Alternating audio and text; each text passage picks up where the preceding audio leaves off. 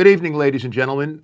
My name is Stephen Polino, and it is my great pleasure and honor to introduce one of your Person of the Year honorees.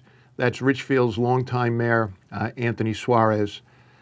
I know he's being honored for his work in connection with the COVID-19, but I'd like to give you a little background and a little better understanding of the man and take you through some of the trials and travails that Anthony has experienced and lived through and reacted to. Back 11 years ago, some of you may know, he was falsely charged in a criminal corruption case. From the beginning, Anthony always maintained his innocence. He said very simply, "I did nothing wrong." He, at the time, presided over an all-Republican council as a Democratic mayor, and they were relentless in calling for his resignation, incessantly embarrassing him at public meetings, castigating him. But Anthony was firm and resolute, continued to go to the meetings, preside over the meetings. He instructed his lawyers there would be no talk of plea agreements. He would only accept vindication. At the time of trial, unlike many criminal defendants to today's day, Anthony took the stand, testified, told his story, was subjected to cross-examination, and then when the case concluded, waited patiently for the vindication that came unanimously from 12 jurors of his peers. The point is, he was steadfast and resolute and resilient in that regard. While the charges were pending, prior to the verdict in the case, the Republicans also brought about a recall election. In effect, a way to short-circuit the election cycle and call for the mayor to have to stand for re-election. All of the pundits said he didn't have a chance. People told him he really should step down and resign. Even Democratic elected officials lost their way, forgot the principle that in America, we're innocent until proven guilty, and called for his resignation. But Anthony was steadfast, refused to step down, persisted in the recall election, and was victorious. Lastly, and this is the third story I'll tell you, about 2 years ago, Richfield became aware that the state of New Jersey had hatched a plan to build and operate a electric generating station in the Meadowlands in Richfield's backyard. It would have been one of the largest polluters in the state. And amazingly, the power plant would not provide a stitch of electricity to New Jersey. It was all going to New York City. When Mayor Suarez found out, he began the effort to oppose this. People all over the state told him, forget it, it's a done deal. It's already been approved. The Meadowlands has already been rezoned to accommodate this. But Anthony wouldn't take no for an answer. He staged rallies. He lobbied state legislators. He lobbied towns all over Bergen County to adopt resolutions opposing the power plant. And lo and behold, after a year or so of work, the state of New Jersey reversed itself and the power plant was killed. So that's the type of guy that you're honoring, and he's brought about the same resilience and resoluteness in connection with his efforts with COVID. I can tell you, he hasn't done it alone. He's got a wonderful family with him and behind him, a lovely and very capable wife, Catherine, and 2 children, Laura and Matthew, who emulate the values exhibited by their parents. He's a good choice for your Person of the Year. Thank you.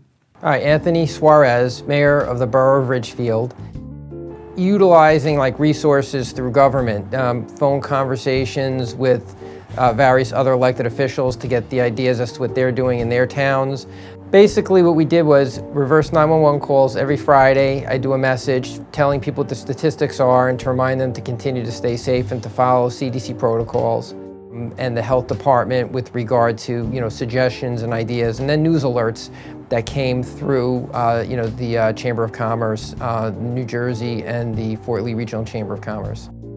We had the pool open like a lot of other towns didn't throughout the summer and continued to observe safety features, and that actually was great because we didn't have an uptick as a result, and we thought there was going to potentially be a problem, but there wasn't.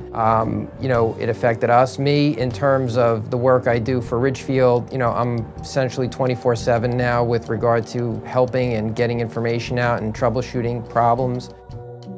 The way it affected my family is that obviously we're not out as much as we'd like to be. We're not with our family and friends as much as we'd like to be. My daughter just started her freshman year in college, and she was planning on living in New York City in a dorm and excited.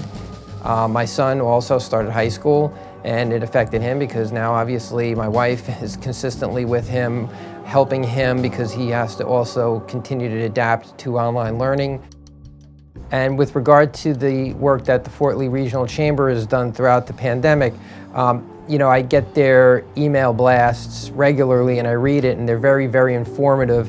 And if you have questions, it directs you to various other agencies that you can contact or go to get some further information. I would first like to thank the Fort Lee Regional Chamber of Commerce for the award. The Chamber does a great job with promoting and assisting local businesses thrive. I would also like to thank my family for their continued support in everything I do. My wife, Catherine, and my children, Laura and Matthew, and especially my parents, Angie and Joe. I also want to thank my friends for the support, help, guidance, and laughs that they share with me on a regular basis, and my coworkers for the assistance and professionalism they provide, which allows me to engage in so many worthwhile activities in my various positions. This is my 22nd year in elected office, and my 17th as mayor of the town that I was raised in and which has been my most rewarding profession. To be able to help those in my community in need and to work to improve the town that I care about so much has provided a level of satisfaction that no matter the setbacks, I always keep the goal of improving our quality of life in focus to move the town forward.